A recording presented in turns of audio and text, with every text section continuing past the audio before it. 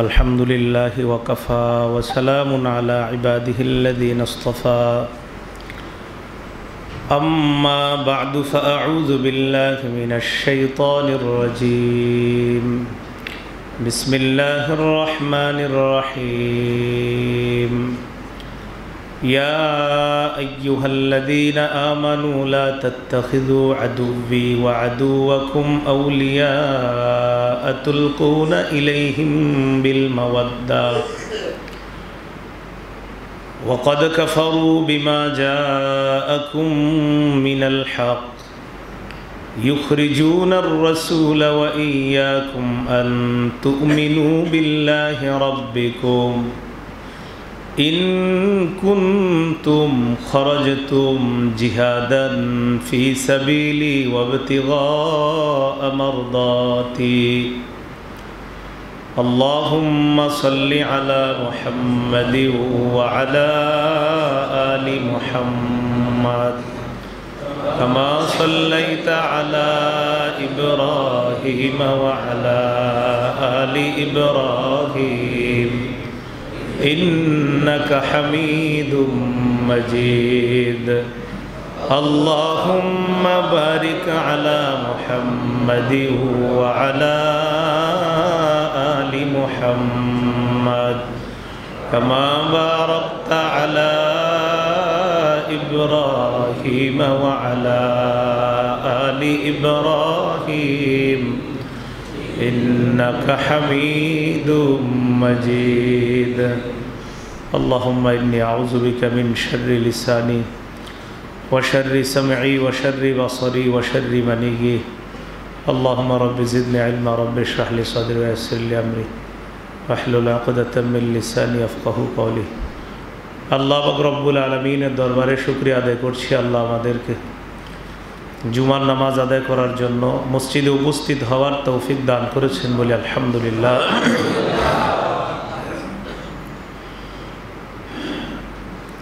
রমজান পরবর্তী করণীয় সম্পর্কে আমরা আলোচনা শুনছিলাম। রমজান পরবর্তী 10টি করণীয় আমরা জানব। প্রথম করণীয় ছিল ইবাদতগুলো নষ্ট না করা। দ্বিতীয় করণীয় ছিল শাওয়াল মাসের 6টি রোজা রাখা।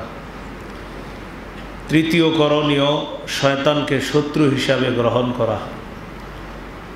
শয়তানকে শত্রু হিসাবে গ্রহণ না করলে কি ক্ষতি? মুসলমানদেরকে অধঃপতনের দিকে নিয়ে যাওয়ার জন্য শয়তান চূড়ান্ত চেষ্টা চালায়। মুসলমানদের অধঃপতনের কি কারণ, এই ব্যাপারে গত জুমা পর্যন্ত 6টি কারণ শুনেছিলাম আমরা। 1 নম্বর, ইসলাম থেকে সরে আসা। অধঃপতনের 2 নম্বর কারণ মুসলিম ভ্রাতৃত্ব, ভাতৃপ্রেম এটা কমে যাওয়া। 3 নম্বর কারণ ছোটোখাটো বিষয়ে পারস্পরিক দ্বন্দ্বে জড়িয়ে পড়া। 4 নম্বর কারণ মুসলমানরা দুনিয়ার প্রতি আসক্ত হয়ে পড়া, আখেরাতের প্রতি অনাসক্ত তৈরি হওয়া। 5 নম্বর কারণ মুসলমান তাদের অধিকার আদায়ের লড়াই বর্জন করা। অধিকার আদায়ের লড়াই হলো পবিত্র বিধান জিহাদ। 6 নম্বর অধঃপতনের কারণ শত্রুকে বন্ধু হিসাবে গ্রহণ করা। এতটুকু গত সপ্তাহ পর্যন্ত শুনেছিলাম।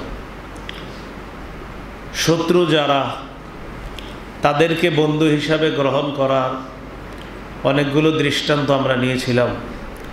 এর মধ্যে রসুল সাল্লাল্লাহু আলাইহি সাল্লামের সাহাবী, বদরের সাহাবী হাতিব ইবনে আবি বালতাআহ রাদিয়াল্লাহু তাআলা আনহু, তিনি একটি চিঠি লিখেছিলেন গোপনে কাফেরদের কাছে, যেটা পরবর্তীতে আল্লাহ রসুল সাল্লাল্লাহু আলাইহি সাল্লাম অবগত হওয়ার পর ওই চিঠি রওজায়ে খাখ নামক জায়গা থেকে একজন গায়িকার চুলের খোপা থেকে বের করে সেই চিঠি 3 জন সাহাবীর মাধ্যমে নবী নিয়ে এসেছেন। একজন হযরত আলী, আরেকজন জুবায়ের, আরেকজন মিকদাদ ইবনুল আসওয়াদ। তাদেরকে বন্ধু হিসাবে গ্রহণ করলে কি ক্ষতি হতে পারে সূরা মুমতাহিনা থেকে আমরা আলোচনা শুনেছিলাম। আল্লাহ পাক রব্বুল আলামিন বলেন, যদি তোমরা আমার রাস্তায় লড়াই করার ইচ্ছা করে থাকো এবং আমার সন্তুষ্টি কামনা করে থাকো, তাহলে আমার শত্রু তোমাদের শত্রুকে এমন বন্ধু হিসাবে গ্রহণ করো না, তুলকুনা ইলাইহিম বিল মাওয়াদ্দাহ, যেই বন্ধুত্বের খাতিরে তাদের কাছে গোপনে চিঠি পর্যন্ত পাঠায়া দাও, এরকম বন্ধু হিসাবে গ্রহণ করো না। ওয়াকাদ কাফারু বিমা জাআকুম মিনাল হক, অথচ যাদের কাছে তোমরা বন্ধুত্বের হাত বাড়াও, এরাই তোমাদের কাছে যে সত্য এসেছে, এই সত্য তোমাদের রবের পক্ষ থেকে এসেছে, এই সত্যকে তারা অস্বীকার করেছে। ইউখরিজুনার রাসূলা, তারা রসুলকে বের করে দিয়েছে। ওয়া ইয়াকুম, তোমাদেরকেও বের করে দিয়েছে। কি অপরাধ? আনতুমিনু বিল্লাহি রাব্বিকুম, তোমরা আল্লাহর প্রতি ঈমান এনেছো, আল্লাহকে রব হিসাবে মেনে নিয়েছো, তোমাদের রব আল্লাহর প্রতি ঈমান এনেছো, এই কারণে রসুলকেও বের করে দিয়েছে, তোমাদেরকেও বের করে দিয়েছে। এরপর আল্লাহ বলেন, তুসিররুনা ইলাইহিম বিল মাওয়াদ্দাহ, তোমরা তাদের সাথে গোপন বন্ধুত্বের হাত বাড়াও, গোপনে তাদের সাথে বন্ধুত্ব স্থাপন করতে চাও। ওয়া আনা আ'লামু বিমা আখফাইতুম, তোমরা যা গোপন করো এটা আমি আল্লাহ জানি। ওয়া মা আ'লানতুম, তোমরা যা প্রকাশ করো এটাও জানি। গোপনে কিছু করো এটাও জানি, প্রকাশ্যে কিছু করো এটাও জানি। আল্লাহ বলেন, ওয়ামাই ইয়াফআলহু মিনকুম ফাকাদ দাল্লা সাওয়াআস সাবিল, তোমাদের মধ্য থেকে এই জাতীয় কাজ যদি এর পরেও কেউ করে, আল্লাহ তো জানায়া দিলেন এরকম কাজ করা যাবে না, আমি বলে দেওয়ার পরেও যদি তোমাদের মধ্য থেকে এই জাতীয় কাজ কেউ করে, শত্রুকে বন্ধু হিসাবে গ্রহণ করে, যারা আল্লাহর প্রকাশ্য দুশমন, তাদের সাথে কোনো বন্ধুত্বের হাত যদি কেউ বাড়ায়, ফাকাদ দাল্লা সাওয়াআস সাবিল, সে সঠিক রাস্তা থেকে বিচ্যুত হয়ে যাবে, সরে যাবে, সে পথভ্রষ্ট হয়ে যাবে। এরপর আল্লাহ বলেন, তোমরা যাদেরকে বন্ধু ভাবো তারা যদি তোমাদেরকে বাগে পায়, তারা যদি তোমাদেরকে তাদের নিয়ন্ত্রণে পায়, যাদেরকে বন্ধু ভাবলা তারা তোমাদের উপর অস্ত্র ধরতে একটু দেরি করবে না। আল্লাহ বলেন, ইয়াফকাফুকুম, তারা যদি তোমাদেরকে বাগে পায়, তাদের নিয়ন্ত্রণে যদি তোমাদেরকে পায়, কাদেরকে? যাদেরকে বন্ধু ভাবলা, এই তারা যদি তোমাদেরকে পায়, ইয়াকুনু লাকুম আ'দাআ, নগদ তোমাদের শত্রু হয়ে যাবে, অথচ ভাবছি বন্ধু। কিন্তু আল্লাহ বলেন, তারা যদি তোমাদেরকে বাগে পায়, ইয়াকুনু লাকুম আ'দাআ, তারা তোমাদের শত্রু হয়ে যাবে। ওয়ায়াবসুতু ইলাইকুম আইদিয়াহুম ওয়া আলসিনাতাহুম বিসসু, তারা তোমাদের দিকে তাদের হাত প্রসারিত করবে, তাদের মুখ এবং হাতের মাধ্যমে বিসসু, খারাপ নিয়ত করবে, খারাপ উদ্দেশ্যে তোমাদের দিকে হাত প্রসারিত করবে, মুখও চালাবে। এর মানে তারা অস্ত্র ধারণ করবে তোমাদের উপর, আবার মুখের মাধ্যমে তোমাদের বিরুদ্ধে অপপ্রচার চালাবে সারা পৃথিবীতে। বর্তমান পৃথিবীতে বাস্তব চিত্র এটাই, সারা পৃথিবীর কুফরি শক্তিগুলা মুসলমানদের বিরুদ্ধে এক। তারা আমাদের বিরুদ্ধে অস্ত্র চালাইতেও দেরি করে না, আবার আমাদের বিরুদ্ধে মুখের মাধ্যমে মিথ্যা প্রচার করতেও তারা কোনো রকম দেরি করে না। তা আল্লাহ বলে, যাদেরকে বন্ধুত্বের হাত বাড়াইলা, তারা তোমাদেরকে যদি বাগে পায়, তারা যদি কোনোভাবে সুযোগ পায়, সুযোগে তোমাদেরকে শত্রু হিসাবে গ্রহণ করবে, তোমাদের প্রতি তাদের হাত এবং তাদের মুখ প্রসারিত করবে খারাপ উদ্দেশ্যে, অস্ত্রের মাধ্যমে তোমাদেরকে আঘাত করবে, মুখ দিয়ে তোমাদের বিরুদ্ধে উল্টাপাল্টা তথ্য, মিথ্যা প্রচার সারা পৃথিবীতে করবে। আপনি দেখেন, ফিলিস্তিন যদি একবার আক্রমণ করে, এই আক্রমণের কথা এমনভাবে প্রচার করা হয়, মনে হয় যে ফিলিস্তিন অন্যায় করে ফেলছে। তো ইসরায়েল যদি আক্রমণ করে, এটা দেখবেন বিষয়টা এমন নয়, এটা কোনো ব্যাপার না। এবং নাস্তিক, মোরতাদ বা মুসলমান নাম ধারণকারী কিছু মুনাফিকও তখন একদম চুপচাপ মুনাফিকের ভূমিকা পালন করে। তা আল্লাহ বললেন, ইয়াকুনু লাকুম আ'দাআ ওয়া ইয়াবসুতু ইলাইকুম আইদিয়াহুম ওয়া আলসিনাতাহুম বিসসু। কথাটা সারা জীবন মনে রাখবেন যে কাফেরদেরকে আমি আপনি যত বন্ধু ভাবি, আল্লাহর দুশ্মনকে যদি বন্ধু ভাবি, এই দুশ্মন আমাকে আপনাকে যদি কোনো মুহূর্তে পায় যে সে আমারে পেয়ে ফেলছে এমনভাবে যে এখন আমার উপরে আক্রমণ চালাইতে পারে, তো আল্লাহ বলেন আক্রমণ চালাবে হাত দিয়ে, অথবা মুখ দিয়ে তোমার বিরুদ্ধে মিথ্যা প্রচার করবে। কে? যারে বন্ধু ভাবলা। আর কি? ওয়াওয়াদ্দু লাউ তাকফুরুন, কামনা করে তোমরা সবাই যদি কাফের হয়ে যাও। এই কামনা করে যে সবাই যদি কাফের হয়ে যাইতা, এটা কামনা করে। তো হাতিব ইবনে আবি বালতা চিঠি লিখছিল কেন? গত সপ্তাহে বলেছিলাম, তার বংশীয় সম্পর্কের কেউ মক্কায় ছিল না, কিন্তু তার কিছু আত্মীয় স্বজন ছিল। তো যেহেতু তার বংশের কেউ নাই, তা আত্মীয় স্বজনরা মক্কায় থাকতো, তাদেরকে সেফটি দেওয়ার জন্য তিনি চিঠি লিখছিলেন। তা আল্লাহ বলেন, যেই সম্পর্কের উদ্দেশ্যে তুমি চিঠি লিখেছিলা, সম্পর্ককে বাঁচানোর জন্য, লান তানফাকুম আরহামুকুম ওয়ালা আওলাদুকুম ইয়াউমাল কিয়ামা, কিয়ামতের ময়দানে তোমার সে রক্তের সম্পর্ক আর তোমাদের ওই সন্তানরা কোনো কাজে আসবে না। ইয়াফসিলু বাইনাকুম, আল্লাহ তোমাদের মাঝে ফয়সালা করে দিবেন কিয়ামতের মাঠে।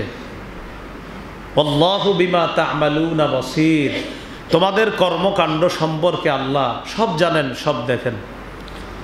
এরপর আল্লাহ আমাদেরকে তাওহীদের একটা সুন্দর বিষয় শিখিয়ে দিস, যেটা আমার আপনার দুনিয়াতে যতদিন বেঁচে থাকবো এই কথা বেঈমানদের সামনে বলতে হবে, এবং আপনার সন্তানকেও এই কথা আপনি শিখাইতে হবে। দেখেন আল্লাহ কি বলেন, قد كانت لكم أسوة حسنة في إبراهيم والذين معه إذ قالوا لقومهم إنا براء منكم ومما تعبدون من دون الله كفرنا بكم وبدا بيننا وبينكم العداوة والبغضاء أبدا حتى تؤمنوا بالله وحده।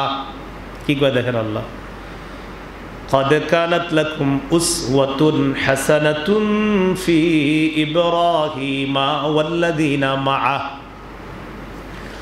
ইব্রাহিম নবী এবং ইব্রাহিম নবীর সাথে যারা তাওহীদবাদী, তাওহীদে যারা বিশ্বাস, ইব্রাহিম নবী এবং ইব্রাহিম নবীর সাথে যারা তাওহীদের পক্ষের লোক, যারা আল্লাহর একত্ববাদে বিশ্বাসী, তাদের মাঝে তোমাদের জন্য রয়েছে উত্তম আদর্শ।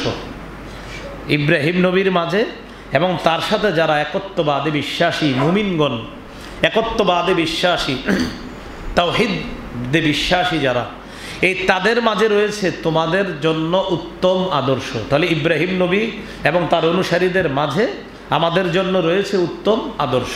কোন কথাটার মাঝে? ইয ক্বালু লিকওমিহিম, যখন তারা তাদের সম্প্রদায়কে বলে দিল, ইন্না বুরাআউ মিনকুম ওয়া মিম্মা তা'বুদুনা মিন দুনিল্লাহ, ইন্না বুরাআ, আমরা মুক্ত, মিনকুম তোমাদের থেকে, ওয়া মিম্মা তা'বুদুনা মিন দুনিল্লাহ, আল্লাহ ছাড়া যাদের ইবাদত তোমরা করো, যাদের উপাসনা করো আল্লাহ ছাড়া, তাদের থেকেও আমরা মুক্ত। তাহলে তোমাদের থেকে আমরা মুক্ত, তোমরা যাদের ইবাদত করো আল্লাহ ছাড়া যাদের ইবাদত করো তাদের থেকেও আমরা মুক্ত। মুক্ত দ্বারা উদ্দেশ্য সম্পর্ক ছিন্ন, তোমাদের সাথে আমাদের সম্পর্ক ছিন্ন, তোমরা যাদের ইবাদত করো আল্লাহ ছাড়া তাদের থেকেও আমাদের সম্পর্ক ছিন্ন। এটা আপনি ঘোষণা করতে হবে, এটা বলতে হবে, এটা আপনার সন্তানকে শিখাইতে হবে। একত্ববাদী বিশ্বাসীরা, একত্ববাদে অবিশ্বাসীদেরকে এই কথা বলতে হবে। একত্ববাদে বিশ্বাসীরা, একত্ববাদে অবিশ্বাসী যারা, তাদেরকে বলতে হবে তোমাদের সাথেও আমাদের কোনো সম্পর্ক নাই, তোমরা আল্লাহ ছাড়া যাদের ইবাদত করো তাদের সাথেও আমাদের কোনো সম্পর্ক নাই, সম্পর্ক ছিন্ন, বুরাআ, আমরা মুক্ত, তোমাদের সাথে আমাদের সম্পর্ক ছিন্ন। এরপরে কি ঘোষণা করেন দেখেন, কাফারনা বিকুম, তোমাদের অন্ধবিশ্বাসকে আমরা অস্বীকার করলাম, তোমাদের অন্ধবিশ্বাসকে আমরা অস্বীকার করলাম, এটা বলতে হবে। কাফারনা বিকুম, তোমরা যে বিশ্বাসের উপর আছো এই বিশ্বাসকে আমরা অস্বীকার করলাম। ওয়াবাদা বাইনানা ওয়া বাইনাকুমুল আদাওয়াতু ওয়াল বাগদাউ আবাদান হাত্তা তুমিনু বিল্লাহি ওয়াহদা। এরপর বলতে হবে ওয়াবাদা বাইনানা ওয়া বাইনাকুমুল আদাওয়াতু ওয়াল বাগদাউ আবাদা, আমাদের মাঝে আর তোমাদের মাঝে শত্রুতা এবং বিদ্বেষ চিরদিনের জন্য, বলতে হবে আমাদের মাঝে আর তোমাদের মাঝে শত্রুতা এবং বিদ্বেষ চিরদিনের জন্য। চিরদিন মানে কতদিন? হাত্তা তুমিনু বিল্লাহি ওয়াহদা, যতদিন এক আল্লাহকে আল্লাহ বলে স্বীকার না করবা ততদিন পর্যন্ত তোমাদের সাথে আমাদের শত্রুতা, ততদিন পর্যন্ত তোমাদের সাথে আমাদের বিদ্বেষ, ততদিন পর্যন্ত তোমাদের অন্ধবিশ্বাস আমরা অস্বীকার করলাম, ততদিন পর্যন্ত তোমাদের সাথেও সম্পর্ক ছিন্ন। আল্লাহ ছাড়া যারা ইবাদত করো তাদের সাথে আমাদের সম্পর্ক ছিন্ন। এই ঘোষণা প্রত্যেকটা একত্ববাদী বিশ্বাসীকে দিতে হবে। কথা কি বুঝে আসছে আপনাদের? দেখেন আবার বলছি আমি সুন্দরভাবে বাংলাটা, এরপর আবার অনুবাদ করি। ইব্রাহিম নবী আর তার সাথে যে একত্ববাদী বিশ্বাসীরা তাদের এই আদর্শ, তাদের এই বিশ্বাস, তাদের এই ইমানের উপর অবিচল থাকার মধ্যে তোমাদের জন্য নিদর্শন রয়েছে, উত্তম আদর্শ রয়েছে। যখন তারা তাদের সম্প্রদায়কে বলে দিল, কি বলল? বাস কয়েকটা কথা। এক, তোমাদের সাথে আমাদের সম্পর্ক ছিন্ন, তোমরা যাদের ইবাদত করো আল্লাহ ছাড়া তাদের সাথে আমাদের সম্পর্ক ছিন্ন। 2 নাম্বার ঘোষণা করতে হবে, তোমাদের যে অন্ধবিশ্বাস, এই অন্ধবিশ্বাসকে আমরা অস্বীকার করি। 3, তোমাদের সাথে আমাদের শত্রুতা এবং বিদ্বেষ ততদিন থাকবে যতদিন আল্লাহকে আল্লাহ বলে বিশ্বাস না করবা। এটা প্রত্যেকটা মুমিনের ঘোষণা থাকবে। কাদের সাথে বলেন? শত্রুদের সাথে। কাদের সাথে?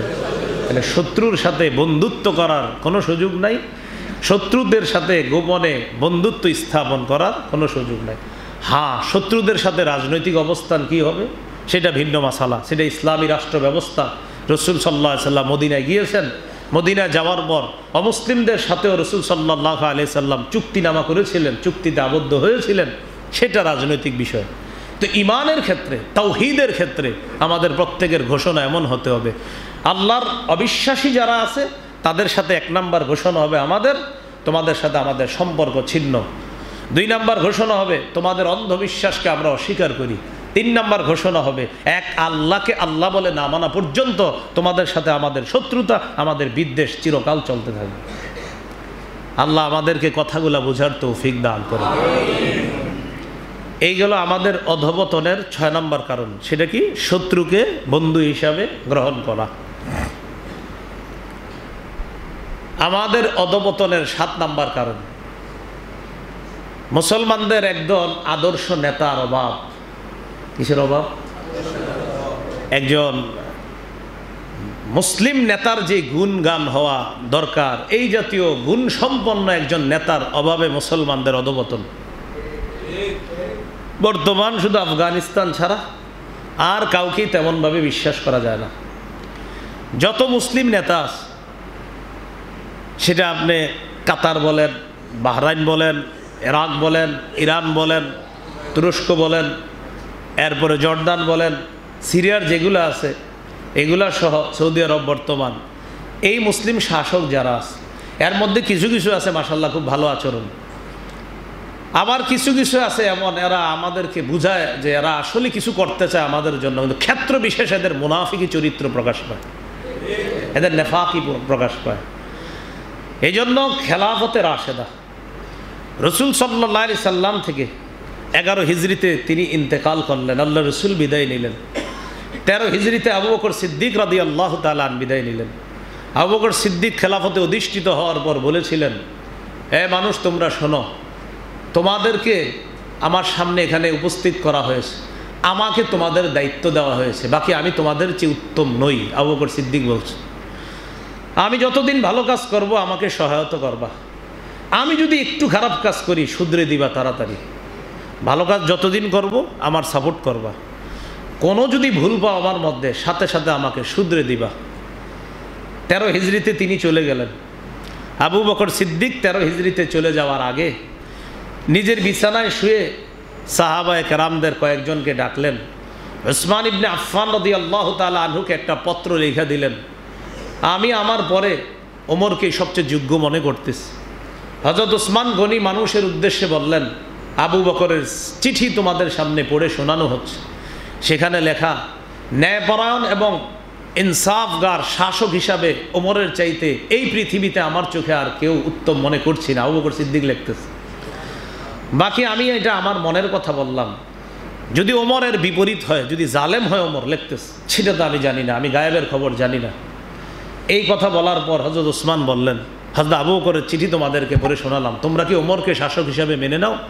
সবাই জবাব দিলেন সামি'না ওয়া আতা'না, শুনলাম এবং মেনে নিলাম।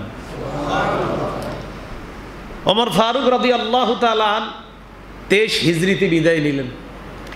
শাসক হলেন হযরত উসমান ইবনে আফফান। ওমর ফারুক বলে গিয়েছিলেন হযরত আলী, হযরত ওসমান, আব্দুর রহমান ইবনে আউফ, সাদ ইবনে আবি ওয়াক্কাস, তলহা ইবনে উবাইদুল্লাহ, এই সাহাবায়ে কেরাম যারা আছে মোট 6 জনের নাম ঘোষণা করলেন যে তাদের কাউকে খলিফা নিযুক্ত করবা পরামর্শ ভিত্তিক। হযরত ওসমানকে খলিফা নিযুক্ত করা হলো। 35 হিজরিতে হযরত ওসমান গনি শহীদ হলেন। হযরত ওসমানের শাহাদাতকে কেন্দ্র করে মতভেদ শুরু হলো, ইখতিলাফ। যাই হযরত আলী শাসনভার গ্রহণ করলেন। আলী রাদিয়াল্লাহু তাআলা আন খলিফা হওয়ার পর খারিজিদের যন্ত্রণায় হযরত আলী রাদিয়াল্লাহু তাআলা আন নিজের শাসন ক্ষমতাটাকেই পাকাপোক্ত করতে পারলেন না, শুধু খারিজিদের যন্ত্র, তাদেরকে সাইজ করতে করতে হযরত আলী ভালোভাবে যে কিছু করবে এই সুযোগটাও পান নাই। কারা? ওই খারিজিরা প্ল্যান করলো একদিনে 3 জনকে মারবে তারা। হযরত ওমরকে মারবে, হযরত ওসমানকে মারবে,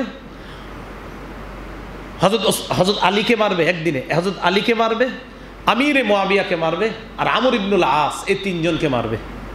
কারে মারবে? হযরত আলী, হযরত আমিরে মুয়াবিয়া আর আমর ইবনুল আস, 3 জনকেই মারবে খারিজিরা, নিয়ত করছে। এক রাতেই মারবে, 17ই রমজান, 40 হিজরির 17ই রমজান। তো হযরত আলীকে মারবে একজন, হযরত আমর ইবনুল আসকে মারবে আরেকজন, আর হযরত আমিরে মুয়াবিয়াকে মারবে আরেকজন। 17 রমজান রাতের বেলা ফজরের নামাজ পড়ানোর জন্য হযরত আলী বের হলেন।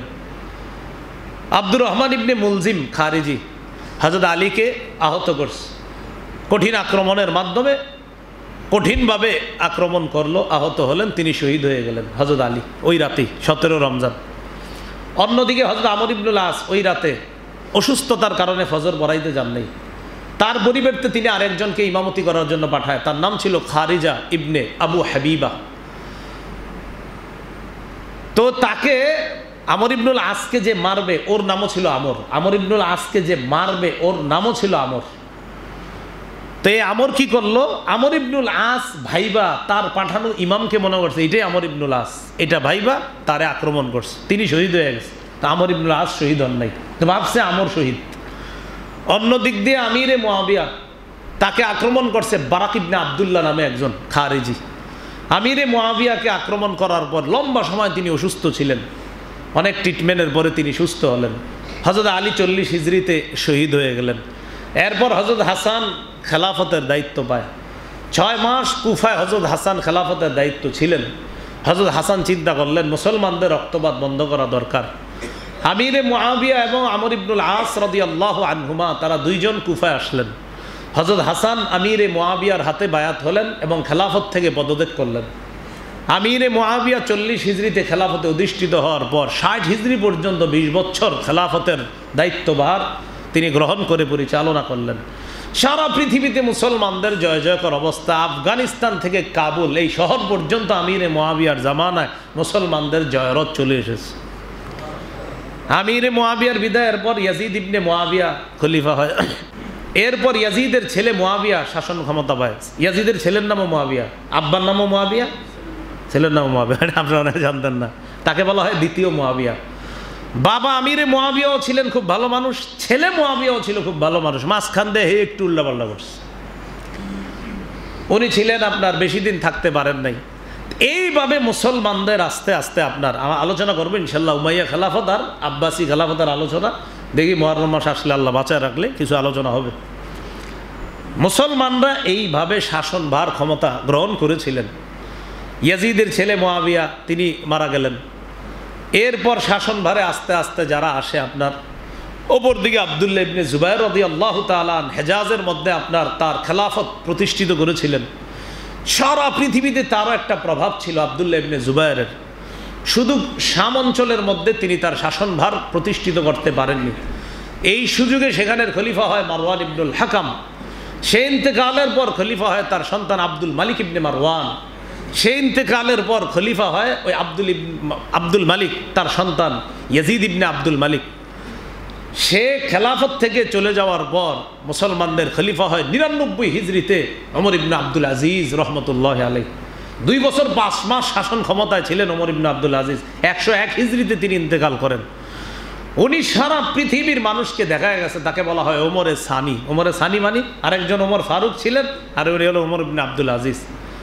তো তার ব্যাপারে বলা হয় তিনি খেলাফতে বসার আগে 4000, আপনার খেলাফতে বসার আগে 40,000 স্বর্ণ মুদ্রা তিনি উপার্জন করতেন, 40,000 প্রতি বছর। কিন্তু খেলাফতে বসার পর সমস্ত টাকা পয়সা সব মুসলমানদের জন্য এবার সব দান করে দিচ্ছে।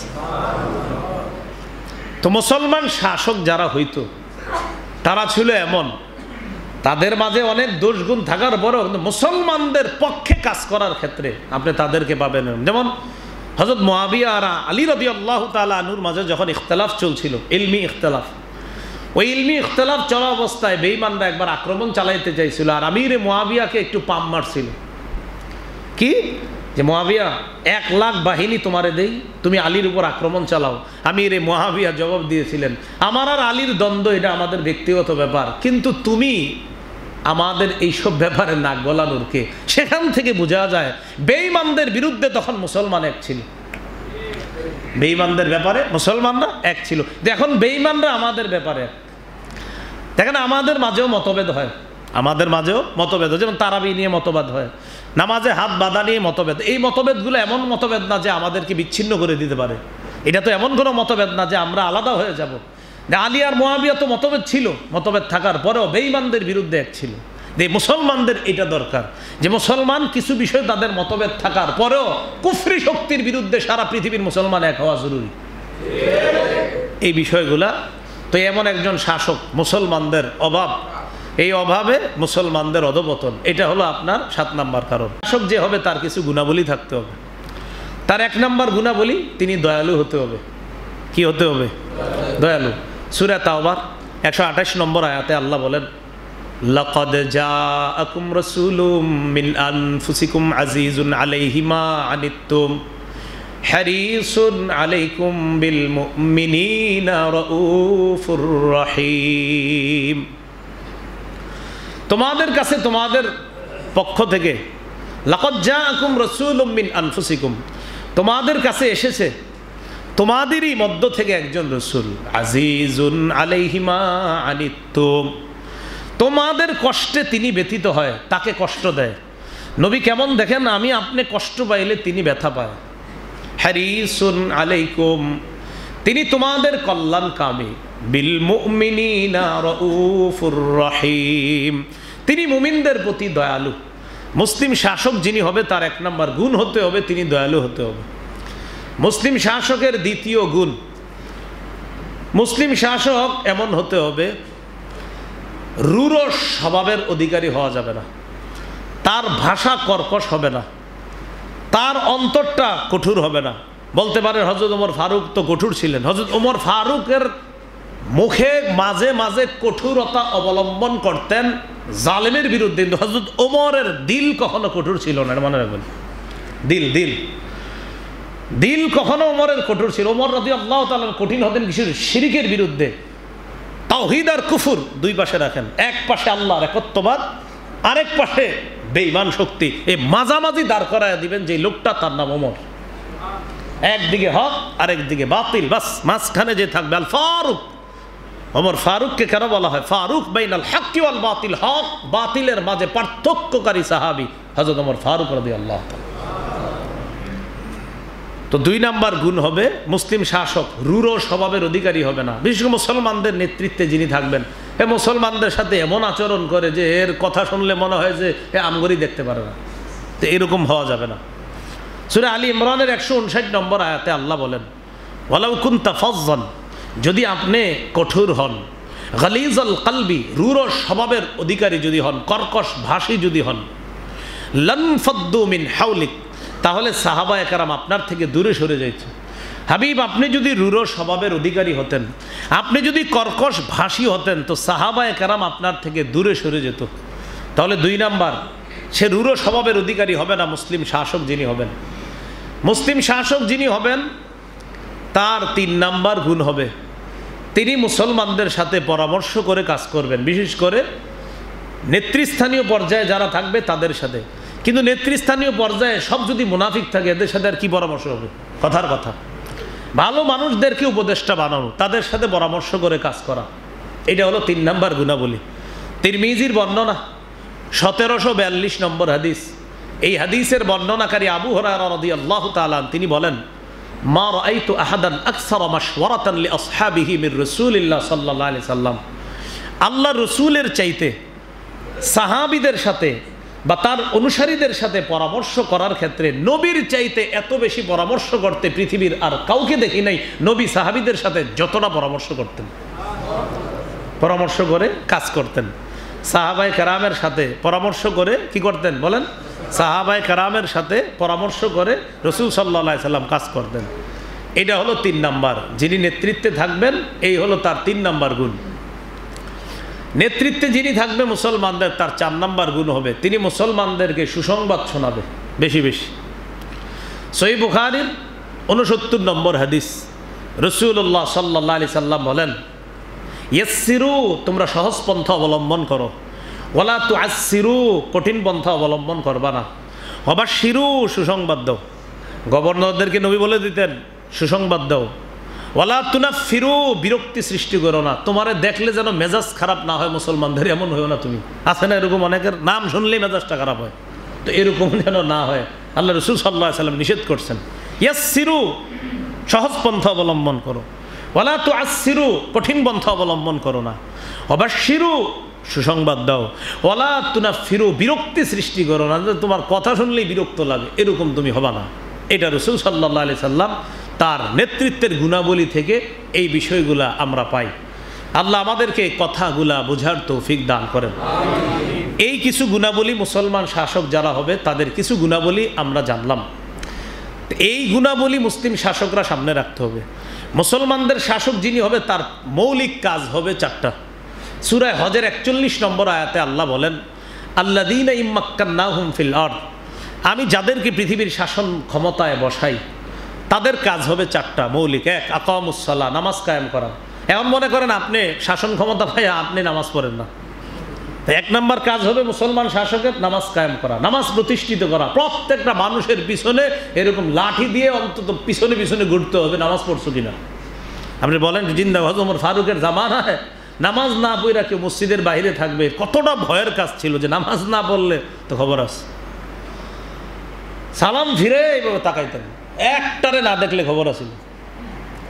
তো এই যে আপনার 1 নাম্বার আকামুস সালাহ, সালাত কায়েম করা।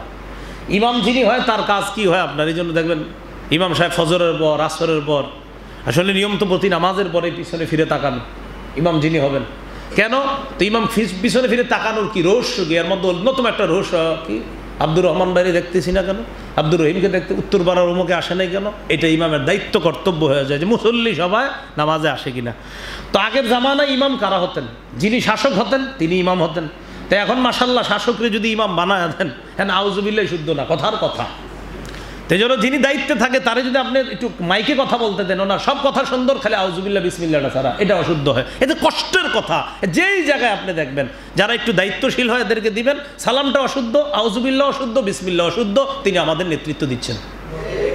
এটা কত বড় কষ্টের কথা। তো বলছিলাম এই হলো 1 নাম্বার আকামুস সালাহ, সালাত কায়েম করবে। 2 নাম্বার ও আতাউজ যাকাত, যাকাত আদায় করবে। 3 নাম্বার ও আমারু বিল মারুফ, সৎ কাজের আদেশ করবে। 4 নাম্বার অনাহু আনিল মুনকার, অসৎ কাজ থেকে নিষেধ করবে। এ হলো মুসলিম শাসকের প্রধান 4টি কাজ। আর গুণাবলী আমরা জানলাম। আল্লাহ আমাদের সকলকে কথাগুলা বোঝার তৌফিক দান করেন। মুসলিম শাসক যিনি হবেন তার আরও কিছু কাজ থাকে, সেই কাজগুলোর মধ্যে অন্যতম হলো তিনি পরামর্শ ভিত্তিক কাজ করতে হবে। তো যাই হোক, আমরা যে বিষয়গুলো জানতেছিলাম, আমাদের অধঃপতনের 7 নম্বর কারণ আমাদের একজন যোগ্য নেতার অভাব। আমাদের অধঃপতনের 8 নম্বর কারণ শুরা ব্যবস্থা না থাকা। বলেন কি না থাকা? আল্লাহ পাক রব্বুল আলামিন বলেছেন, ওয়াশাবিরহুম ফিল আমর, সাহাবীদের সাথে আপনি পরামর্শ করেন, মাশওয়ারা করেন, ফিল আমরি, বিভিন্ন বিষয়ে। অন্য আয়াতে আল্লাহ বলেন আমরুহুম শুরা বাইনাহুম, তারা তাদের বিষয়গুলো আপোষের মধ্যে পরামর্শ করে। আল্লাহ বলে দিয়েছে তাদের বিষয়গুলো আপোষের মধ্যে তারা পরামর্শ করবে। মুসলমানরা আপোষের মধ্যে পরামর্শ করা। আপনি দেখেন ফিলিস্তিনের মুসলমানদের এই কষ্টে কি সারা পৃথিবীর মুসলমান শাসকরা যদি এক জায়গায় বসে একটু আলোচনা করে, কিন্তু আপনি দেখবেন কি এক কারণে যেন বসবে না, কি এক কারণে যেন বসতে চায় না, কোনো এক অজানা রহস্যের কারণে এরা বসতে চায় না, বসবে না। এই রহস্য কি? সোজা হিসাব রহস্য আর কি। কিছু কিছু শাসকের মুনাফিকি চরিত্র প্রকাশ পাবে, তাই বসে না, একদম খালাস, সবাই বসতো। তো এই জন্য 8 নাম্বার আমরুহুম শুরা বাইনাহুম, তারা নিজেদের মাঝে পরামর্শ ভিত্তিক কাজ করে। তো 7 আর 8 নাম্বারটা, 7 নাম্বার একজন যোগ্য মুসলিম শাসক, এটার দরকার। আর 8 নাম্বার শুরা ভিত্তিক কাজ করা। এটার নিদর্শন ইসলামী রাষ্ট্র হইলে কি কি উপকারিতা আছে, বর্তমান পৃথিবী এই উপকারিতাগুলো এখন পাইতেছে। কেমন? আফগানিস্তানকে যারা সমর্থন দেয় নাই প্রথমে, সবাই অপেক্ষা আছে সমর্থন দেওয়ার জন্য, যারা বলে যে হ্যাঁ আপনাদের কাজ ভালো, আফগানিস্তান কয় তোমরা ভালো বললে কি না বললে কি, গোনার টাইম নেই।